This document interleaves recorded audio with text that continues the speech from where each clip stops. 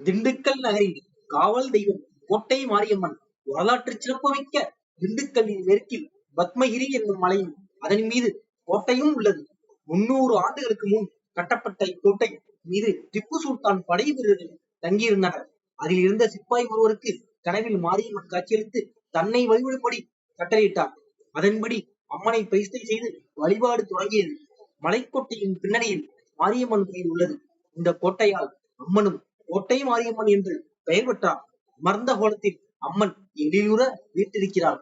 8 கைகளுடன் காட்சி தரும் அவளின் வலது கைகளில் பாம்பு, சூலாயுதம், மணி, கபாலம் ஆகியவையும், இடது கையில் வில், கிண்ணம், பாம்பு ஆகியவையும் உள்ளன. அம்மன் சிலை பூமிக்கு அடியில் அதிக ஆழத்தில் புதைந்தும் உள்ளது. அம்மை உடல் குறைபாடு, வயிற்று வலி போன்ற நோய் நீங்க அம்மனை வழிபடுகின்றனர். பரிகாரமாக மஞ்சள் உப்பினை கொடிகம்பத்தடியில் இடுகின்றனர். கொடி ஏற்றும் போது பெண்கள் புனித நீர் அபிஷேகம் நடத்துவர். இதன் மூலம் அம்மனின் கோபம் தணிந்து பக்தர்களுக்கு நன்மை அருள்வதாக ஐதீகம். வேண்டுதலால் குழந்தை வரம் பெற்றவர்கள் கரும்பு தொட்டிலில் பிள்ளைகளை சுமந்தும், கண்ணோய் நீங்க மாவிளக்கு ஏற்றி கண்களில் வைத்தும் வழிபடுகின்றனர். சன்னதியின் உட்புறத்தில் நுழைவாயில் கம்பத்தடி தாமிரத்தால் ஆனது.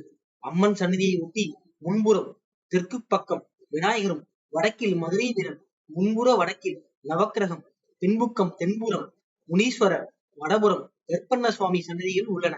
காளி, துர்க்கை சன்னதியும் உள்ளது. மாசி அமாவாசை முடிந்த 5ஆம் நாள் கொடியேற்றப்பட்டு 20 நாள் விழா நடைபெறும். விழா காலத்தில் பல லட்சம் பக்தர்கள் அம்மனை தரிசிப்பர்.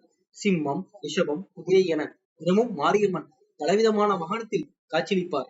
இது போன்ற அற்புதமான பல வீடியோக்கள் தினம் தினம் ஒவ்வொரு யாத்திரையாக ஒவ்வொரு திருக்கோயிலில் இருந்து உங்களுக்காக மறக்காம நம்ம தமிழ்கடவுள் யூடியூப் சேனல் சப்ஸ்கிரைப் பண்ணீங்க. நாளை அடுத்து ஒரு கோயிலிருந்து உங்களை சந்திப்போம். நன்றி, வணக்கம்.